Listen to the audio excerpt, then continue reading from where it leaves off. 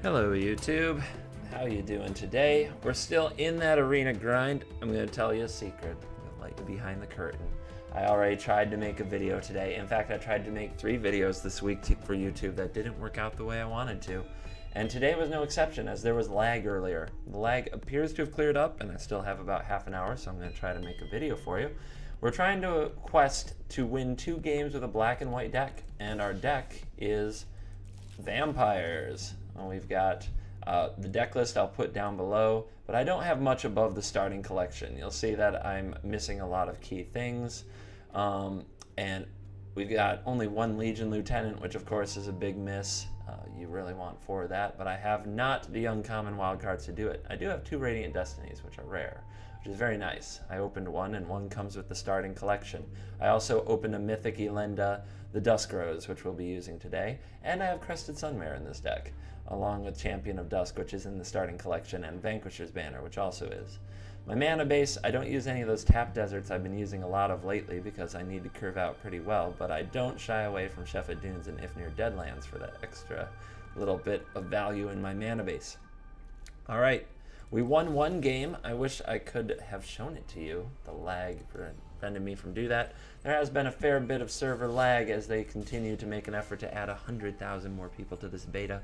So, your patience is appreciated. Mine, certainly, I hope, is appreciated from Wizards as I sit through laggy games and cancel video recordings and then try again.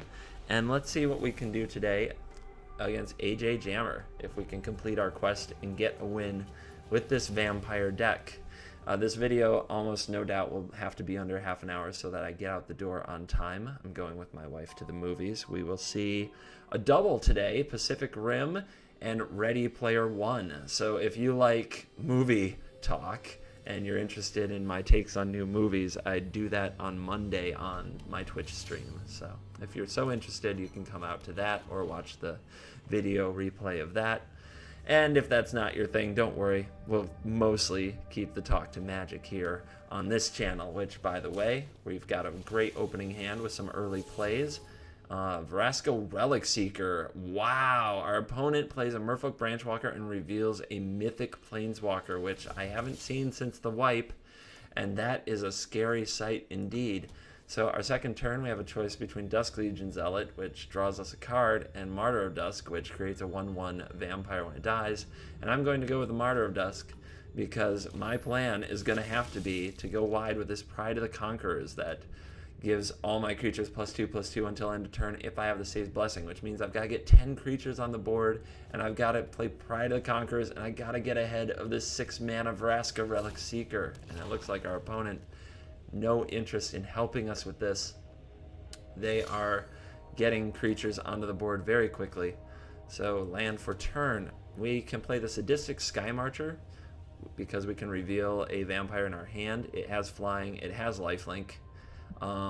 Queen's Commission gets us closer to ascending, but we can do that later. We could also play Dusk Legion Zealot and Skymarcher Aspirant. So we have to do a little bit of math because we need to ascend. So if we play a 2 for this turn, we go up to 6.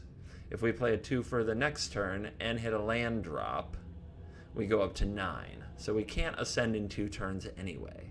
So if we play a 1 this turn, we go to 4. If the next turn we play a 2 for, we go to 6. If the next turn we get a land drop and we play a 2 for, we go to 7, and then 8, and then 9, and the land would be 10. So we're going to have to endure this Vraska anyway if our opponent curves out perfectly. So I'm going to start here with somebody who can attack. So let's grab the Aspirant. Now there is the chance that my math is wrong and I could draw a land off the top both turns. I don't want to bet on that. I don't trust my luck that much, to be honest. Plus this starts getting damage in right away if it is not killed, which can make the Pride more likely to be lethal. And here is a Wayfinder. I think if my opponent had a removal spell, they'd consider using it there. There is a very annoying card, a Wild Growth Walker, but our opponent bins it, and apparently they just want to hit land, is my guess, so that they can play Vraska, and they're not worried about the Explorer. Hopefully we can punish them for that and beat them and their Vraska into the ground. Here comes a Jungle Creeper. get in there. I ran this in my Explorer deck. You know why? Because there's not a lot of ways to get value out of the graveyard. I tried to make a video for YouTube with that Explorer deck. It was lost to basically a very bad day of playing. None of the games were particularly interesting, so I didn't upload them. We did not draw land. We're going to need that land. Combat. Get over the top. And we go up to 7 permanents. If we're going to ascend next turn, we need to draw a land or a 1-drop. So there are a number of hits in our deck. There's 19 more lands and 1-drop. I think there's 5 more, but there is a Golden Demise. Absolute heartbreaker. Absolute heartbreaking Golden Demise. We absolutely have to start drawing the lands now.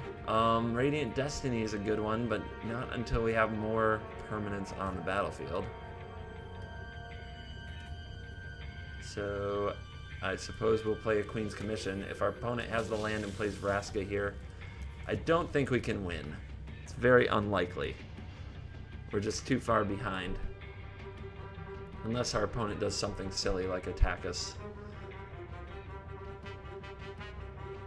And, well, they're going to attack us, which tells me perhaps they don't have the land. And they do not. They have a Tendershoot Dryad, which is also a very annoying card, and is going to make the ground all gummed up and make our Pride very bad, and we just stay mana screwed, so I'm probably not uploading this video either. Woo! Vampire! Yay! All in attack! What you got? That's what I thought. Alright. Don't draw that land. They'd go up to 3/3s. I need to draw a cheap removal spell. My opponent needs to brick. He might just attack me a whole bunch.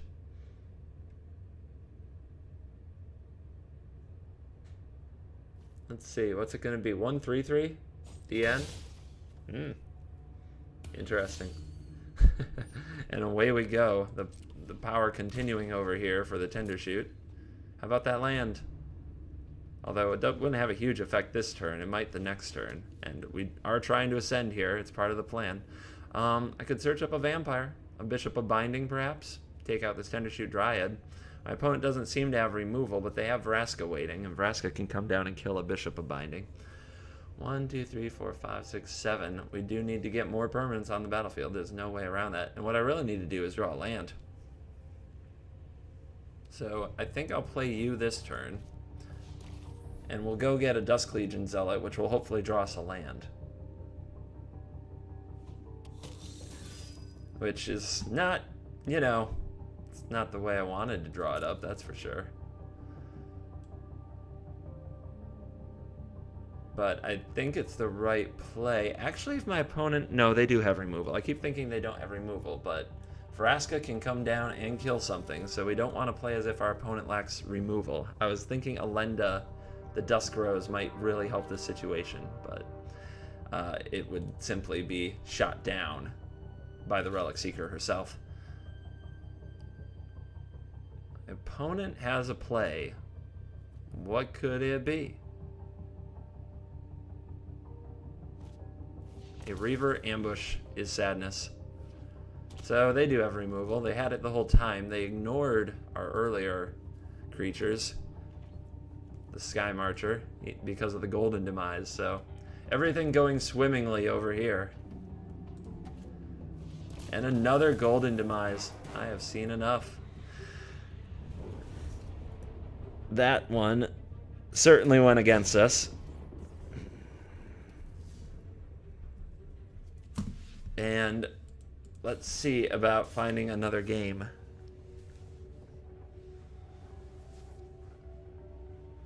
Just need one game with this hodgepodge black-white deck. I don't pretend to even think that it's built to handle all of the decks that have actually had mythics and rares crafted for them, or even uncommons. I just want my quest, and then we can crack some packs. How about my quest? We'll crack some packs. This hand is not great, but we have lands this time, and I think I often end up keeping these out of shell shock. Well, there's a decent draw. And if we're playing against Merfolk, the Mavren, Fein, Skymarcher Aspirant can really tag team. And having these early removal spells can really help. So let's see what happens.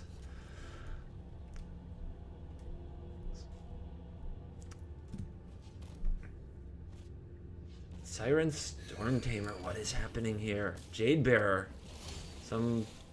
Now remember, Jadebearer, only a +1/+1 counter on another target Merfolk, so no counter there for the Stormtamer, which I think I hate that if I'm the opponent. It's not really where I want to be. Anyway, I would rather use this on a Lord, but I think I guess it could hit a Cumena, therefore we should use this Moment of Craving. But if we don't use it now, sacking the Stormtamer may ruin the life gain from this later, so I think we have to fire it off on this anyway. A smart opponent will play around with their Siren Stormtamer and prevent anything that they want to die from dying with it. Therefore, if we want the 2 life, we may as well use this now. There is an unblockable fish. There's a Jadebearer for that fish. Woot.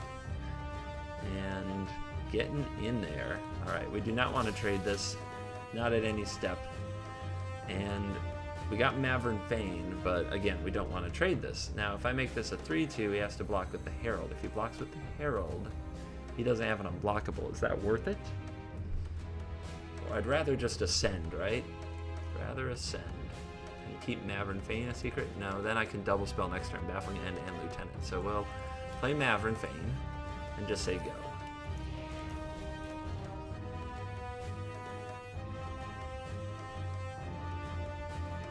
Here's a Cumena Speaker and Mistcloak Herald getting in. Our opponent sitting on 2 lands, doing plenty with it to be fair. And we have more lands than we need. We only need 5 for the whole deck to run. So, little Flood versus Screw action. I don't really want to, well, I don't want to move into open mana. It's kind of dive downy. So I think I'm just going to keep working on ascending and not attacking right now. Once I ascend, we're on 7. So if I draw a Call the Feast, Queen's Commission, anything like that, we ascend. Once I ascend, I just get this token factory. Okay, my opponent finds a Wayfinder, hit an Unclaimed Territory, so their land issues are over. Deadlands. Ooh, what can I do with you? Well, we can kill this. That does put us off of ascending, but it does make use of our turn. It's a very interesting situation. Like, the flyer is really good. They really have few ways to block it. The 1/1 tokens are very good. So if we get to ascend, or we get to this point where we just start taking over the game, we're at 7. If I wait 1 more turn, but if I sacrifice my land, we're further off. It's complicated. So I think I'm gonna save the land, and I still want to save the Baffling End, but my opponent's not showing me a Lord. If they're not going to show me a Lord, and if I have a Deadlands, I can use this Baffling End now, and I can take out this Herald. And now there's no more unblockability, and we ascend next turn. Oh, I could have attacked. We could have ascended that turn, you guys. I could have attacked the Skymarcher, made the 1/1, and had the ascend. Ugh. Shaky play. I think it comes from I've tried to make videos so many times, and I always try to make them well. I'll get over it. I'll get better. Stay with me. It can only get better, right? How many punts can I make? Well, if we didn't ascend before, we're ascending now. All right. Let's call to the feast, make a whole bunch of dorks, and Skymarcher can get in and make another dork. And I think at this point we're favored, unless a Cumena hits the board. That's the nightmare, is the Cumena. Cumena can overcome all kinds of situations. It can draw cards, it can pump the team. Cumena, Tyrant of Orazca, if anybody wants to look it up, it is a beast. And speaking of a beast, enters the battlefield, draw X cards and lose X life, where X is the number of vampires you control. Now, here's an issue. We gotta play around Tempest Caller. If our opponent casts Tempest Caller, it taps all our creatures. So we can't afford to lose too much life. So we have to draw all the cards, then we have to attack with all our life linkers to gain it back. So we're going to play this now instead of later. I'm going to play this. Oh, wait, we only have one Legion's Lieutenant, so I won't draw another one no matter what. I was thinking about if I drew another Lord, how helpful that would be. Yeah! Did it. And I think the follow-up play will probably be a Conquistador and a tap land. But let's send in the Lifelinkers and the Aspirant.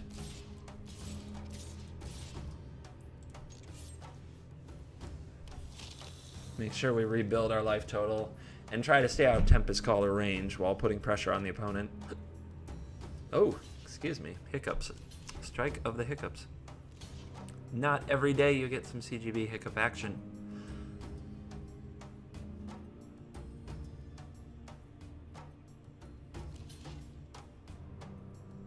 So, block to block to block to block. They all trade, which is fine. Our opponent with less Merfolk is an opponent that can do less to us.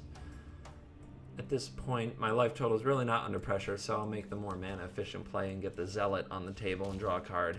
But this one is looking gloriously better than the last one, isn't it? I don't think we'll need that land any day soon. And there is a scoop from the opponent. So we get that second win. We get that second quest win, and we get to open some packs. All right, reward. Boom, another Mavren Fein. It's like they want my vampire deck to get better. Woo! Now, we got some Friday packs. I thought they were Monday packs, but we have been also gifted Friday packs from our Lords Wizards of the Coast. They want us to experience these, so let's do them by all means, and let's go in reverse order. Amonkhet, what do you got for me?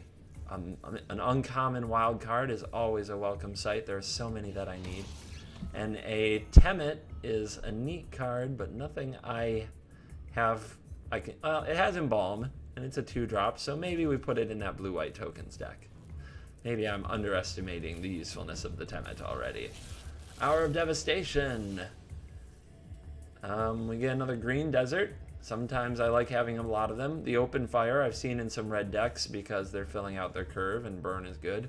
Claim is interesting. Claim to Fame. Return target creature card with converted mana cost 2 or less from your graveyard to the battlefield. The aftermath is to give it +2/+0 and haste. So a very cheap reanimation spell. Not quite sure what that goes with. And Uncage the Menagerie. Search your library for up to X creature cards with different names. Converted mana cost X. Reveal them and put them into your hand. What a bizarre card. So for 4 mana, you can search your library for a pair of 2-drops. For 5 mana, a pair of 3 different 3-drops. And for 4 mana, 4 different 4-drops. What a weird card. Wow. If anybody has any brewing ideas for that card, do tell me. Favorable wins. A wild card, always welcome. A Vanguard, probably not. So, I would love to get packs. Give me packs. Give me packs. Give me packs. Give me packs. Give me packs. Give me packs. Can't get no packs. Do I have time for one more game? We can give it a shot. We already got our quest. I'd normally switch this deck away, but since you fine YouTube folks were robbed earlier in the day of getting to see the first victory by a lag game that I don't think anybody would want to watch. We'll try to give you one more. And in we go. Let the battle begin. Wizard battle. Shooting lightning at each other. Pew, pew, pew, pew. And here is... We go first. We need to draw land. I can cycle a cast out. I'm going to try to keep it. We have really good top end if we hit our land drops. With Queen's Commission, Radiant Destiny, Bishop of Binding, and Sunmare. But we need to hit our land drops. Our opponent's going to take that first mulligan. Not so bad when you're on the draw. The second one, ooh, it starts getting scary. The third one, definitely sadness. The fourth one, I bet we're going to get the concession. Sorry, my friend. They're staying with it. And that's it. They were just waiting for the priority to come back to them. So not the game of the week. 950. We're so close though. Drover the Mighty though. Decent unlocking on the Drover. I'll take it. I might have to win with a vamp, I said vamp, a dinosaur deck someday. So why not? Drover does Drover things. One may have any color. Yeah, it's our servant of the conduit.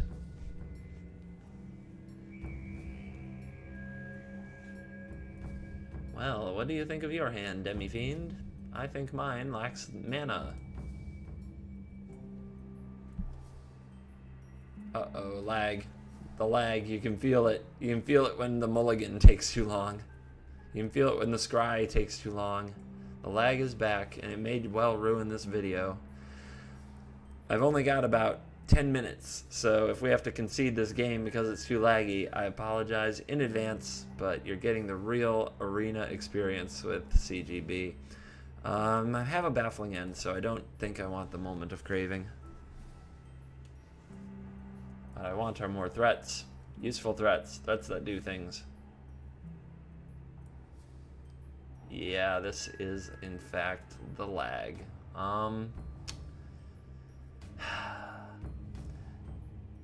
Well, I try to make nice, concise, and professional video work for all of you. But this keeps happening. If I don't upload this one, then it'll probably be the third day without a video, and I'm trying to do more videos. Unfortunately, this has been happening to me in some form just about every day for a period of time. So I think what I'll do is concede this game. There's no way we're going to get to finish it. And it's probably not going to let me, because we're both going to sit here staring at each other for probably another 5 to 10 minutes waiting for that. So I'm going to end the recording, and I'm going to say I hope you enjoyed the games we did play in the arena today. Enjoy your arena games, and I'll be back next week.